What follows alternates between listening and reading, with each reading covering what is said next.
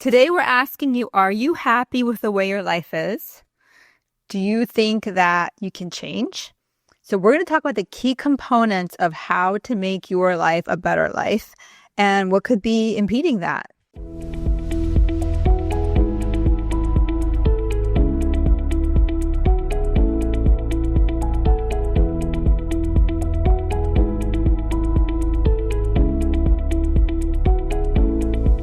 We're Dr. Lauren Fischer. I'm Dr. Eleni Boosalis. And we're holistic and psychedelic therapists who specialize in healing and transformation.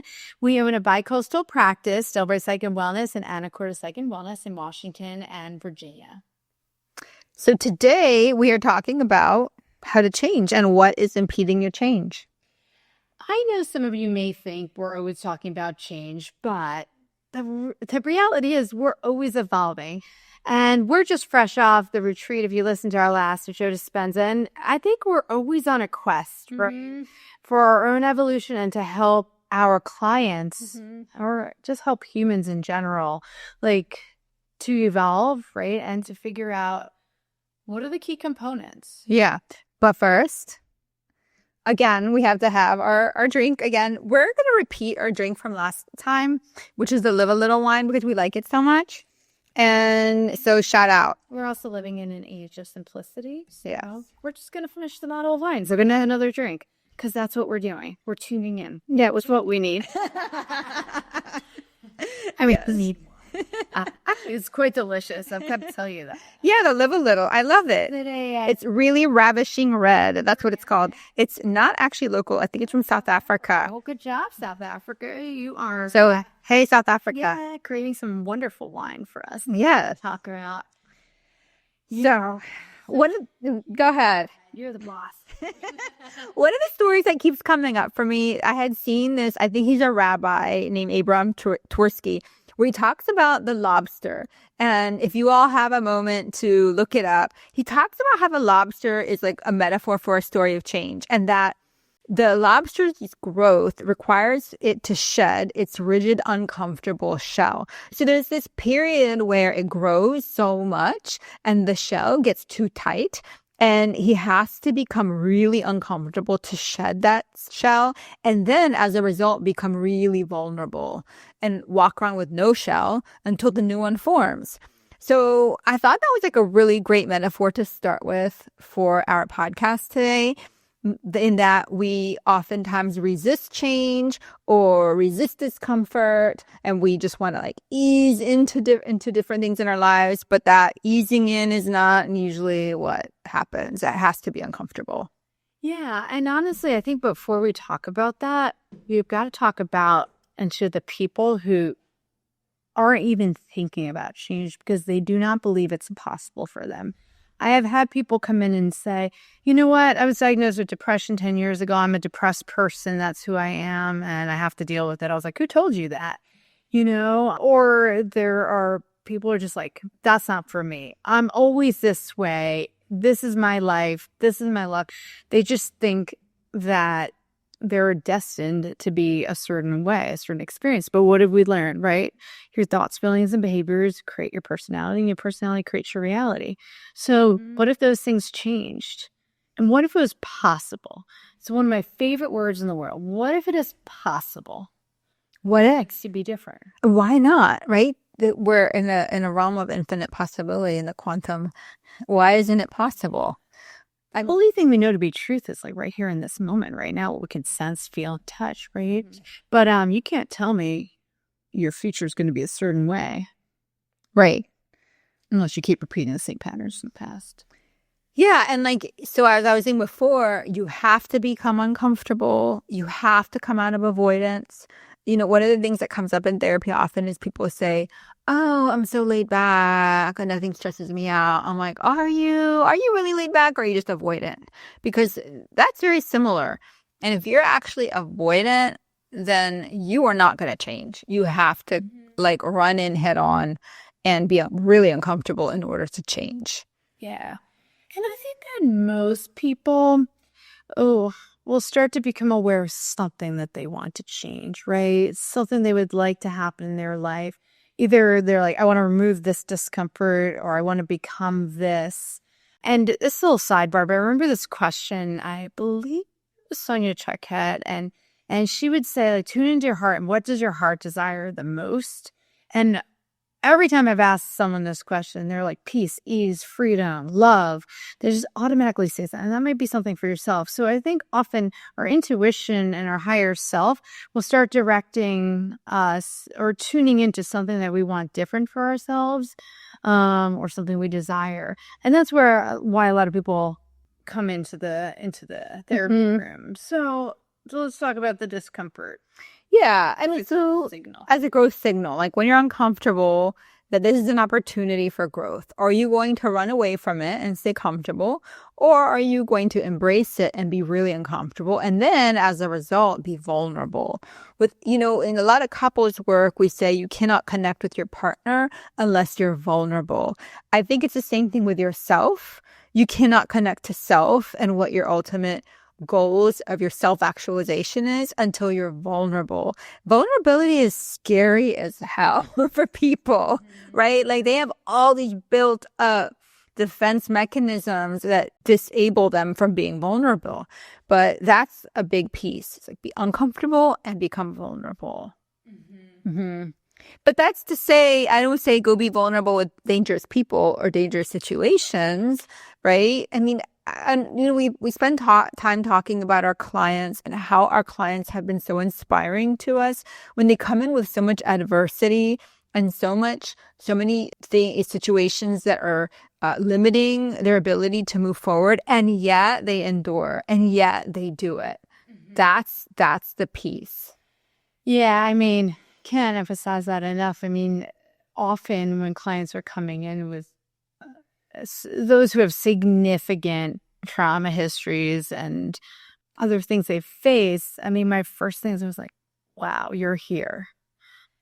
Like, you survived. They're like, but, I'm disconnected or I'm using drugs or whatever it may be. And I'm like, you're here. I'm like, you figured out an ingredients. Your mind was able to provide the defenses for you to survive in that point in time. And now you don't need to survive anymore. So let's help get you into the present. But I am always amazed. I always question, could I make it through? I mean, So inspiring. I think we underestimate human resilience, but also you can see a family right? The same things happen and one person has a different trajectory than the other. I mean, in a way, I guess we're all adapting differently, and some of those adaptive mechanisms are more detrimental and harmful than others. But even the perfectionist or the really high achiever, that has some detriment, but yet they chose a different way. They want to live a different way. And it's always just really inspiring. Yeah, and part of it is shedding, right? So like the shedding of the shell, the shedding of the old, the shedding of the paradigm that you were raised in. And people say, oh yeah, but what about me? I was born in this situation. I sometimes think about the first example I had of this was my dad. And my dad telling me I had $20 in my pocket and I didn't speak English and I came to this country and I worked my ass off and I met people and I believed in myself no matter what. So I'm thinking, okay, no language, no education, 8th grade education, no money, no support. So if that person can do it, why can't I? What is my story that's keeping me held back that I don't believe I can do it? It really comes down to that. It's imagine how uncomfortable you have to be to surpass that. Yeah. What about some of your clients or for situations? One client, we'll call her Jane. And I remember she came in, she was 57, and she was like, yeah, I'm here because, about 2 weeks ago, I had a box cutter to my throat. I was just going to end it. I'm just tired of all the pain in my life. And she's saying this with zero emotion. And she's like, but I decided I want to stay around because I've got this lawsuit against the government and I have a strong sense of justice. And she's like, I'm going to see that out. This is the only reason I'm here. I'm like, all right, well, that's a reason. So as we start going through background history, she has no problem disclosing her background history. And if I could tell you the amount of trauma, there are just some people, it's just their lives are, you can't even make it up. And in fact, I used to be an assessing psychologist. So there was so much she was telling me. I was almost like, is she delusional? Because sometimes people, it doesn't match with reality. But yet everything else, nothing else was consistent with any kind of delusion of any sort. And she's like, no, I know my story. This is my story. Whatever, this is the way I am. But she's like, the world sucks. It's nothing but pain. People are awful. There's no good. And I was like, man, I don't blame you for feeling that way with the experiences that you've had. Mm-hmm. And so, for her, it was just finding the reasons to stay alive. But as we were moving forth, we're just kind of like, hey, have you thought about the possibility of maybe people are good or that you could experience love? And she's like, you're crazy. She's like, you're absolutely crazy. But as she, I think one thing that's important is sort of this trusting that happens in the therapeutic relationship. Because if you've had a period in your life where you were happy or safe or comfortable, then it's easy to remember that you have that neural pathway. You're like, oh yeah, I can get back to it. But if you've never had that, then you were just straight on, just trying to, I don't know, why are you straight on? You were like fabricating it. Well, you are trusting that what we're telling you is the truth. Right. Just basically faith, like on a wing and a prayer. Like, yeah, here's the possibility because this person across me keeps insisting. Yeah. That's why I think sometimes we're merchants of hope to let people to believe in things that are impossible, or sometimes just to tell people they're worthy. They're like, nah, I'm not worthy. And I'm like, I see it, But what I understand is that you need to see that too. And therein lies often the explanation of, trauma processing and reintegration. Anyway, she comes to mind because, she was also like at this age, very, very fixed in her views, like very inflexible. But, I think she felt seen and heard in there. And also, to be honest, she was doing a little ketamine at the time.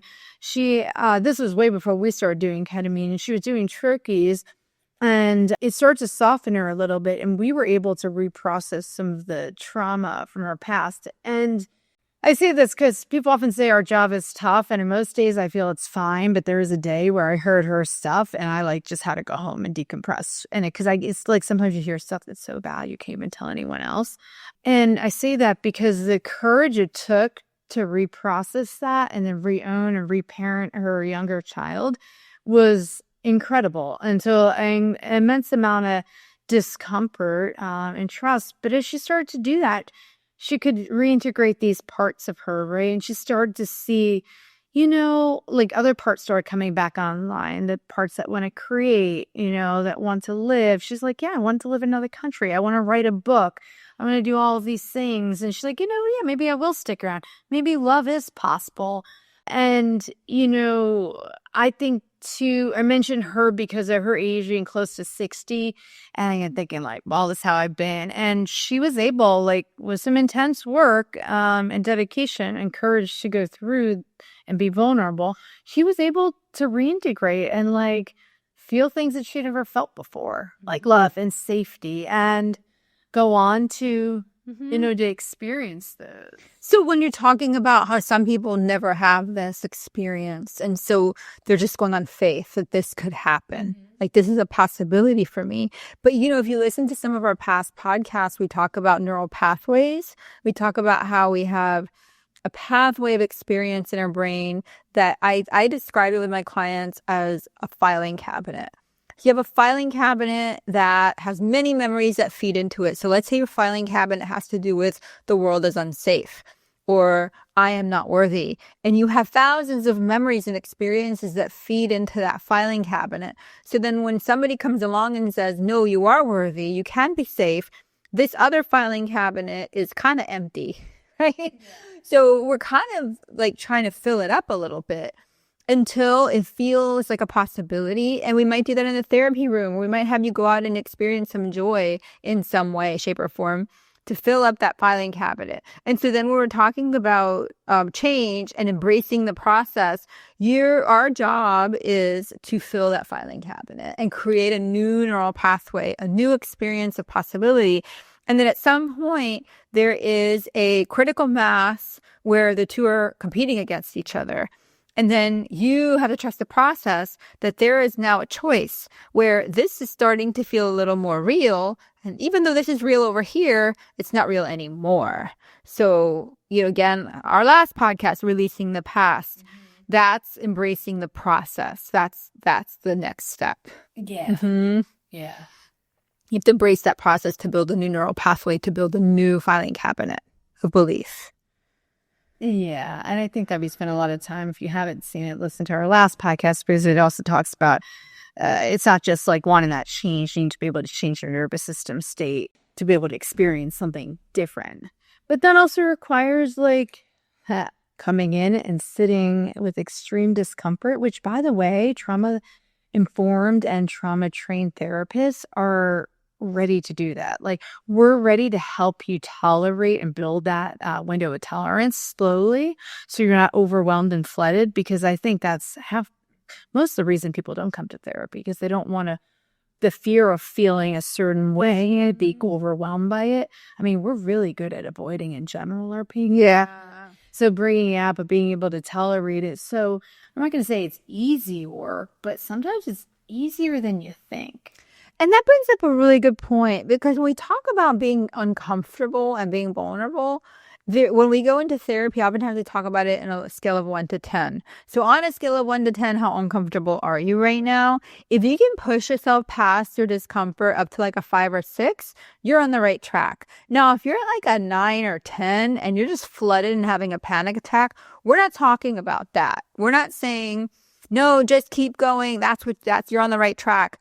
It's like you have to push yourself past your comfort level into discomfort, but not into flooding, decompensating, right? Yeah. So that's our job, is to hold that space for you and not let you go too far. And your job as well to be insightful about that. Mm-hmm. Yeah, absolutely. What's a story that sticks out to you? Oh my gosh, so many stories. I mean, I had one lady who she was in her 30s and was kidnapped by her mom, and they went to another country and they were running, trying to get citizens. It was just like this. It was like a movie, like the U.S. was after them, and then they were going from country to country, being quote unquote homeschooled. And always on the lookout for danger. Who's going to come get us? And if they do come get us, how are you going to evade the authorities? And so this went on until she was like 14, and then went into foster care. They got caught, her and her mom. And when she went to foster care, she has major PTSD symptoms, hypervigilance and paranoia and hyperstartle response. All of these, like, always looking out for danger. And now, fast forward, it's like she's learned how to put up boundaries with family members. She went to grad school. She got a master's degree. She's running a company. She's going to therapy. She's taking care of other kids who have, like, in a volunteer type position where she's helping other kids who have been through similar experiences. And I'm thinking, so this person has not been given any tools to be resilient, and yet she is resilient. Like, that's just one story. There's so many stories like that these people just, when people say, how do you go to work? Doesn't it burn you out? And I'm like, no, it's like, it does the opposite.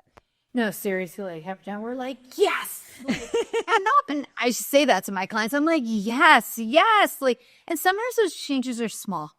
I mean, listen, we're citing two kind of extreme examples, but like sometimes it is just, hey, I have anger issues and I want to like just be kinder and compassionate. And they show up and do the work to change their nervous system state and to show up in the way they want. So a lot of times change is just incremental. Yeah. People stay committed to because they want it, right? We talk about you have to want it. But I think that sometimes the courage of people, courage has to be just a little bit higher than the fear. And what comes to my mind is often thinking about relationships and how people come in and, they've been operating from the unconscious. So they're in this relationship that they're just trying to adapt to, but like their inner wiser self is like, this doesn't feel right. Yeah. Like, on some level they know. So the power of intuition and listening to that, but then also like all that comes from the change. It's easier to stay in what we know, right? We're addicted to the discomfort, Right. more the familiar. So I'm always amazed when people they see the possibilities, they identify what they want something different. They want to leave their partner, right? But then there's all the fear. What will people think? Will they be mad? What about family? Like, oh, what about the gifts? What about all that shit, right? And then they're just like, no, but I want, like your final hand, I want love, right? I want to be respected. I want to feel worthy. I want to feel free. That becomes stronger than the fear. And that's when change happens. But it's not like, Yeah. it's not, I don't want to even say it's not easy because then it's limiting. It's not without discomfort, right? But you're moving towards something for the greater good. And I am blown away by the discomfort that many people go through. And it's never failed at the end. Yeah. They feel that freedom. They feel that they meet the partner that they're meant to be with or that's a good fit for them. Yeah, and like how many times do you hear something to the effect of the devil you know is better than the devil you don't know? You know, so I'm just gonna like stay here. This is better than something else. But also that makes me think of people who have had significant trauma and then they're used to being in that trauma response. We've talked about being in the sympathetic nervous system. Like I had one client who he worked in a very stressful job with mentally ill people and he was always on like just on hypervigilant state, like keeping out for danger, what's going to happen. And although he talked about being miserable at this job, when he had an opportunity to go to another job who was not stressful, not filled with people who were mentally ill and threatening to him, he felt this overwhelming sense of boredom, right? I am so deathly bored. Like, what am I doing? And it was a type of job where you just switch to location, a different zip code, essentially, is what I'm saying.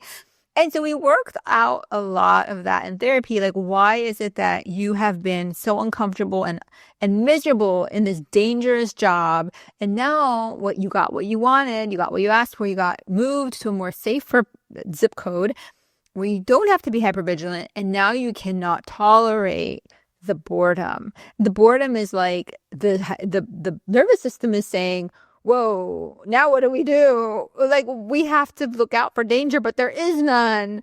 So how many of us manufacture danger to keep in our norm? How many of us manufacture stress because that's how we were raised to operate? I feel like that happens a lot with relationships. When people get safe and secure, they feel like, this is boring. I'm used to chaos and fighting and passion. That's aliveness. No, that's trauma response. But it feels very different, right? Oh, yeah. Yeah, like really? Whereas we can actually be centered and balanced and connected in a relationship without having to argue and fight and have these passionate reconnecting. Yeah, so really looking at that with the discomfort, because sometimes we get addicted to the stress as well, the stress response. Yeah. You know, I've also learned some things. I mean, I think embracing the change, but I've also learned, we always learn from our clients too, right? We're all healing in community together. I've also learned that some people really are intuitive, especially when it comes to medical problems. And so we see this, I've seen this many times. Women, and we're also East Coast, right? So I feel like we're far behind the West Coast. They're a little bit more advanced with holistic care. Yeah. Overall, we're still in Western medicine, which is intervention focus, and people are coming up with way more complex things, and they're just like, I'm being dismissed. Women are much more likely to be dismissed as hysterical or overreacting in the rooms. They're being sent specialist, and they're like, it's systematization disorder. It's in your head, right? And it's not in my head, And so we're always trained to kind of analyze about, is it the trauma? Is it the point? But I've had a couple people that they just knew and they just stuck with it. The perseverance to be like, I know I'm getting beat down, but I also know myself better than them and I'm going to keep going. And then sure enough, one client I had, she went to a great integrative doctor around here and she was the first doctor that asked her about environmental conditions. Turns out there was a lot of mold in her house. and she had sensitivity to mold, and it created a very it was not just one thing, it was a combination of things that created, but she knew, she trusted herself. So like sometimes I'm just really proud of people for knowing themselves and persevering to bring themselves into health and wellness, because I think there has to be some level of determination and perseverance, whether it's health or mental health. I mean, I know our husbands are always like, you guys are always seeking. I know. You're always going on these retreats. I mean, so like, Our husbands are, well, my husband is always like, everything is not about trauma. I'm like, yes, it is. It kind of is.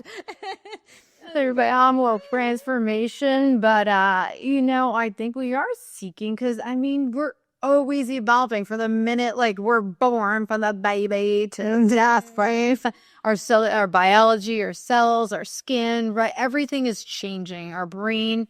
So why not change? And that's in alignment with like our higher selves or intuition. So I feel like you just added the fifth component, because yes, we didn't talk about this, but I think it's important. So we're talking about the discomfort of growth.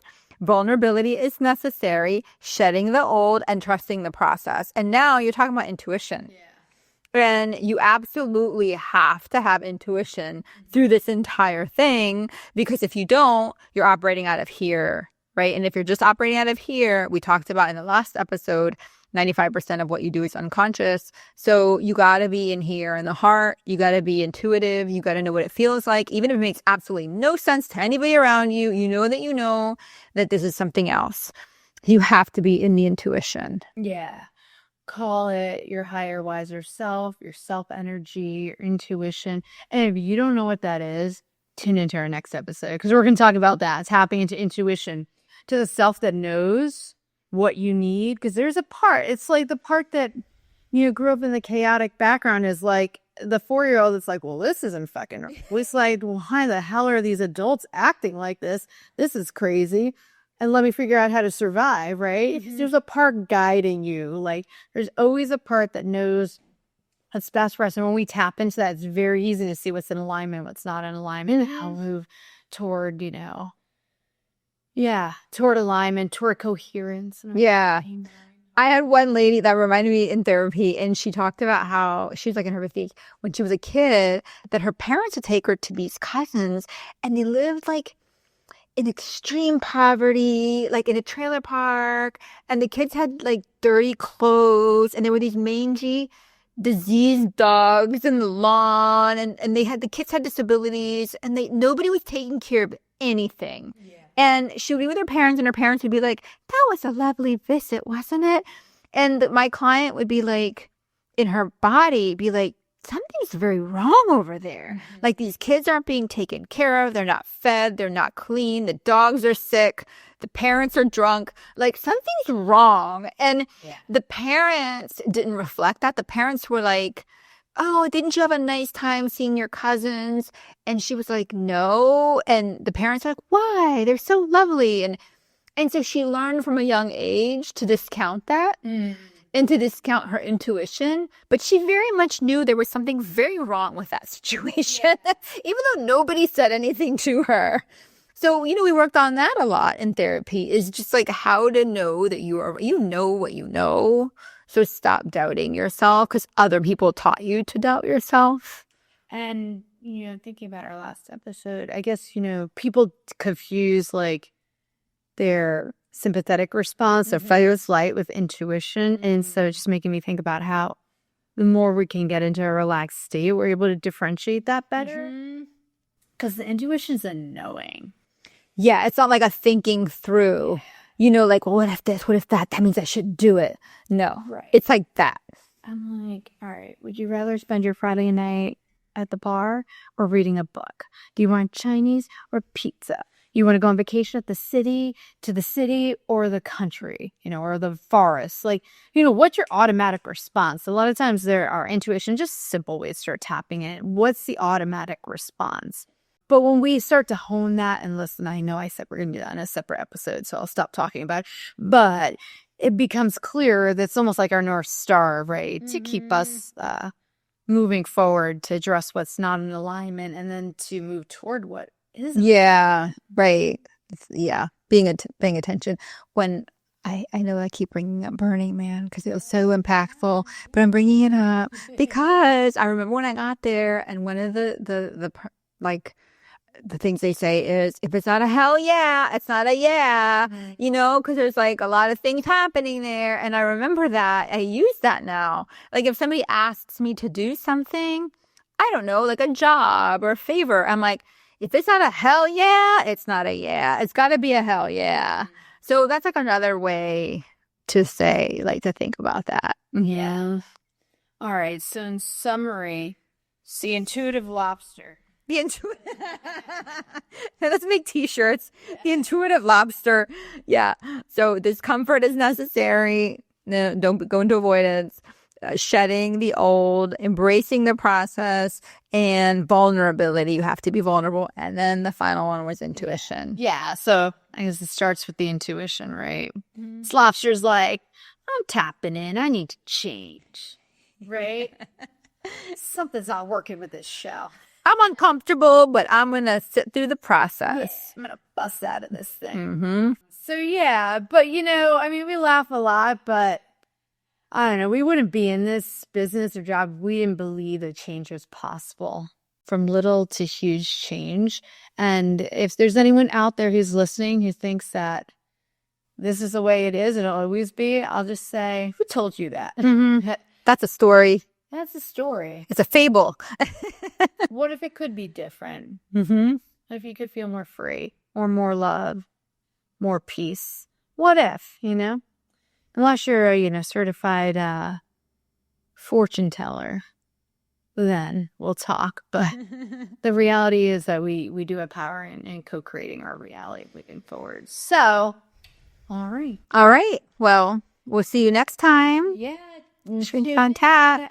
Like and subscribe, of course, and share with everyone you know, but or don't. And more importantly, though, as our intention is to build a wider community and to help provide information, but also we are looking forward to running events locally and online this year. So check out shrinksontap.com. Have a great day.